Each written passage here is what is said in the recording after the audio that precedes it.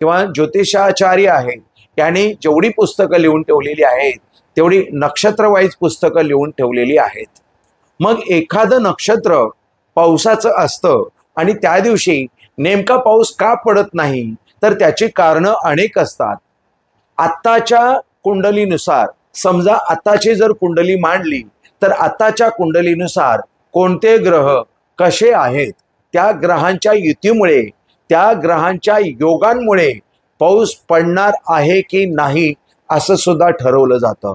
फक्त आणि फक्त नक्षत्राप्रमाणेच पाऊस पडतो असं नाही, तर कुंडलीमध्ये म्हणजेच आत्ताच्या कुंडलीप्रमाणे गोचरीने म्हणजेच रुलिंग कुंडलीप्रमाणे आता कोणते ग्रह कोणत्या स्थानामध्ये आहेत, कोणाबरोबर आहेत, त्यानुसार सुद्धा पाऊस पडण्याची दाट शक्यता असते. म्हणून फक्त आणि फक्त नक्षत्रावरून पाऊस पडेल की नाही पडेल हे सांगणं कठीण असतं. त्यासाठी रोज कुंडलीचा अभ्यास करून त्या दिवशी कोणतं नक्षत्र आहे, त्या दिवशी पाऊस पडेल की नाही पडेल ते 2 दिवस आधी आपल्याला सांगता येईल.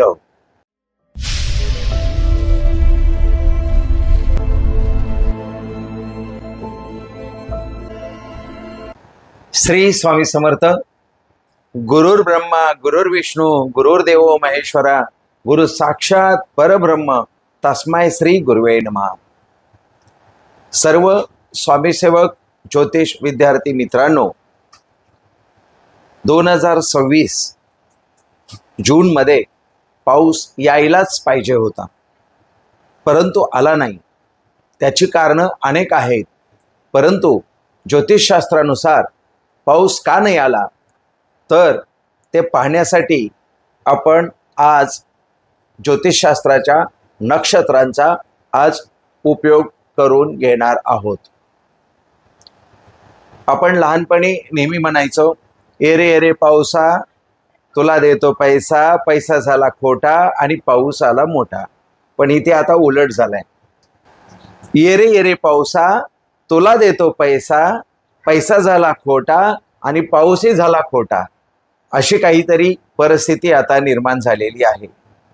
याआधी आम्ही सांगितलं होतं की 23 जूनला हस्त नक्षत्र येत आहे आणि हस्त नक्षत्र हे नेहमी पाऊस घेऊन येतं.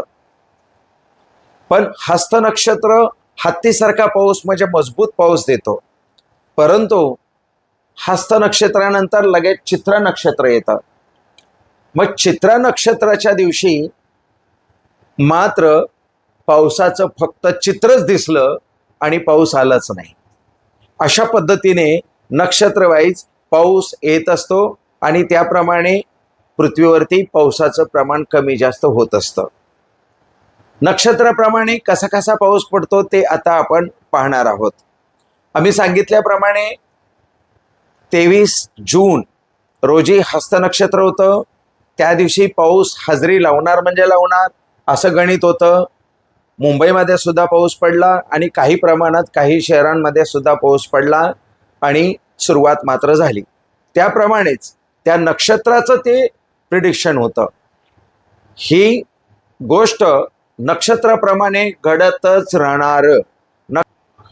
एखादं नक्षत्र आलं की त्या नक्षत्राप्रमाणे तसं वातावरण निर्मिती होते आणि त्यानुसार पृथ्वीवरती घटना घडत असते. म्हणून त्यावेळेला पाऊस येणार असं ज्योतिष भाकीत असतं. आता आपण पाहूया, हस्त नक्षत्राला पाऊस सुरू झाला, त्याच्यानंतर चित्र नक्षत्र आलं, नुसतंच पावसाने चित्र दाखवलं. त्यापुढे स्वाती नक्षत्र आलं. स्वाती नक्षत्रावरती विशेष पाऊस नसतो, पण बऱ्यापैकी पडत असतो. तरीही यावेळेला पाऊस पडला नाही. यासाठी अजून एक कारण असतं. जेव्हा जेव्हा गुरु पृथ्वीच्या जवळ येतो तेव्हा तेव्हा पावसाचं वातावरण पृथ्वीवरती कमी असतं, पावसाचं प्रमाण कमी असतं. आता गुरु स्वतःच्या आवडीच्या राशीमध्ये म्हणजे कर्क राशीमध्ये आलेला आहे आणि पृथ्वीच्या जवळ येऊ पाहतोय. आणि आता जेव्हा गुरु सिंह राशीमध्ये प्रवेश करेल त्यावेळेला पृथ्वीच्या अजून जवळ गुरुग्रह येणार आहे. त्यामुळे पृथ्वीवरती पावसाचं प्रमाण कमी होणार आहे. म्हणजे हे 2 वर्ष कमी पाऊस पडणार आहे हे मात्र निश्चित आहे ज्योतिषशास्त्रानुसार. काही विभागामध्ये भरपूर पाऊस पडेल आणि तेच पाणी इतरत्र इकडे तिकडे वापरता सुद्धा येईल. पाऊस अगदीच सर्वत्र पडणार नाही असं नाही, पडेल, पण ज्या ठिकाणी गरज आहे त्या ठिकाणी पडणार नाही असं सुद्धा होईल. त्यामुळे मुंबईसारख्या ठिकाणी भरपूर पाऊस पडला आणि समुद्रावरती भरपूर पाऊस पडला तर त्याचा आपल्याला उपयोग काय, अशीच काहीशी अवस्था होते. कोकणामध्ये यावर्षी सुद्धा पाऊस बऱ्यापैकी पडण्याची शक्यता आहे. आता सध्या आपण या आठवड्याभराचं जाणून घेणार आहोत. स्वातीनंतर येतं विशाखा नक्षत्र. विशाखा नक्षत्राच्या दिवशी सुद्धा काही ठिकाणी बऱ्यापैकी पाऊस पडला आहे आणि पडतो सुद्धा. त्याच्यानंतर येतं अनुराधा. अनुराधाच्या नक्षत्रावरती पाऊस बऱ्यापैकी असतो. बऱ्याच ठिकाणी पाऊस पडण्याची शक्यता आहे. त्यानंतर ज्येष्ठा नक्षत्र. ज्येष्ठा नक्षत्रावरती पाहिजे तसा पाऊस येत नाही किंवा तसा पडत नाही. हे नेहमीचं वातावरण असतं, परंतु पावसाळ्याचे दिवस असल्यामुळे पाऊस पडणारच नाही असं मूर्खपणाचं ठरेल, म्हणून काही ठिकाणी पडेल काही ठिकाणी पडणार नाही असंही असतं. त्यापुढे आहे मूळ नक्षत्र. मूळ नक्षत्रावरती जर पाऊस पडायला लागला तर खूपच पडतो किंवा कडक उन्हाळा सुद्धा जाणवतो, म्हणजे पूर्णपणे कोरडा सुद्धा जातं. म्हणजे मूळ नक्षत्र हे कोरडं सुद्धा जातं. म्हणजे मूळ नक्षत्रावरती पाऊस पडेल का नाही पडेल याचं प्रमाण निश्चित सांगता येत नाही. त्या नक्षत्रांना पूरक जर ग्रहांची युती योग्य नसेल तर त्यावेळेला सुद्धा पाऊस पडत नाही, हे सुद्धा आपण समजून घ्यावं. त्यापुढे आहे पूर्वाषाढा. पूर्वाषाढा नक्षत्राला जोरदार पाऊस पडणार आहे. महाराष्ट्रामध्ये बऱ्याच जिल्ह्यामध्ये मुंबईसह सर्वत्र पाऊस पडण्याची शक्यता आहे आणि पडणार आहे. त्याच्यानंतर आहे उत्तराषाढा. पूर्वाषाढा 30 जून 2026 रोजी आहे. त्या दिवशी भरपूर प्रमाणात पाऊस पडेल असं वातावरण निर्माण झालेलं आहे. त्यानंतर आहे 2 जुलै 2026 उत्तराषाढा. उत्तराषाढा मोठ्या प्रमाणात पाऊस येतो. तर उत्तराषाढा हे पावसाचं नक्षत्र आहे असंही म्हणायला हरकत नाही. उत्तराषाढामध्ये बऱ्यापैकी पाऊस पडत असतो. त्यानंतर येतं श्रवण नक्षत्र. श्रवण म्हणजे ऐकणे. तर पाऊस पडलेला आपल्याला ऐकिवात येईल, म्हणजेच भरपूर पाऊस पडेल, परंतु सर्वत्र पडणार नाही. काही ठिकाणी मोठ्या प्रमाणात पाऊस पडेल. महाराष्ट्रामध्ये बऱ्याचशा जिल्ह्यांमध्ये पाऊस पडण्याची शक्यता आहे. त्यानंतर येतं धनिष्ठ नक्षत्र. धनिष्ठ नावामध्येच धनिष्ठ आहे, त्यामुळे त्या दिवशी भरपूर पाऊस पडेल असं वातावरण आहे आणि पडेल सुद्धा. त्याच्यानंतर येतं शततारका. शततारका म्हणजे 100 तारकांचा एक पुंजा.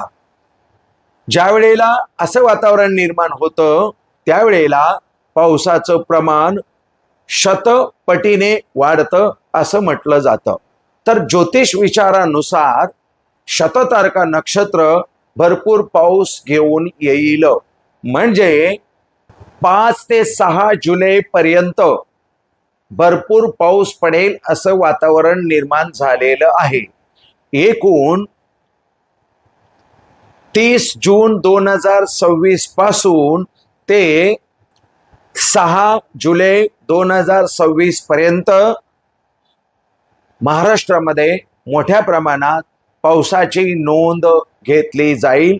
आपल्याला पुरेसं पाणी मिळेल अशी शक्यता आहे. त्यापुढचं जर विचार करायचा असेल तर 7 तारखेला आहे उत्तरा भारती नक्षत्र. ते सुद्धा पाऊस येईल का नाही शक्यता कमी आहे. त्या दिवशी पाऊस उघडू शकतो असं सुद्धा होऊ शकतं. 8 तारखेला आहे रेवती नक्षत्र. रेवती हे चंद्राच्या जवळचं नक्षत्र आहे, त्यामुळे त्या दिवशी सुद्धा सर्वत्र पाऊस पडेलच असं नाही. काही ठिकाणीच पाऊस पडेल. 9 जुलै 2026 रोजी अश्विनी नक्षत्र आहे. त्या दिवशी सुद्धा काही ठिकाणी पाऊस पडेल, सर्वत्र पडणार नाही. दिनांक 10 जुलै 2026 रोजी भरणी नक्षत्र आहे. त्या दिवशी सर्वत्र पाऊस पडण्याची शक्यता आहे. अशा पद्धतीने 10 तारखेपर्यंत पावसाचं वातावरण आपल्याला सांगता येईल. ज्योतिषशास्त्रानुसार अशा पद्धतीने आपल्याला पाऊस पडेल की नाही नक्षत्रवाईज सांगता येतं. आतापर्यंतचे ज्योतिष आहेत किंवा आतापर्यंतचे जे काही ज्योतिषशास्त्रज्ञ आहेत किंवा ज्योतिषाचार्य आहेत यांनी जेवढी पुस्तकं लिहून ठेवलेली आहेत तेवढी नक्षत्रवाईज पुस्तकं लिहून ठेवलेली आहेत.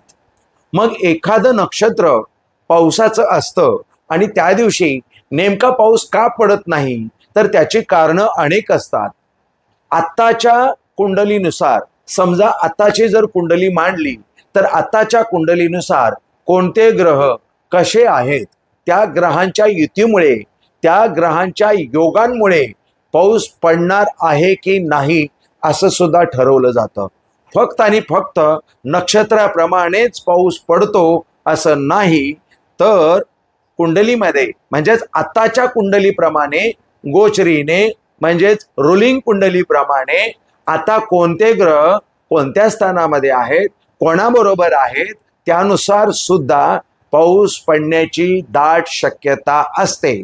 म्हणून फक्त आणि फक्त नक्षत्रावरून पाऊस पडेल की नाही पडेल हे सांगणं कठीण असतं.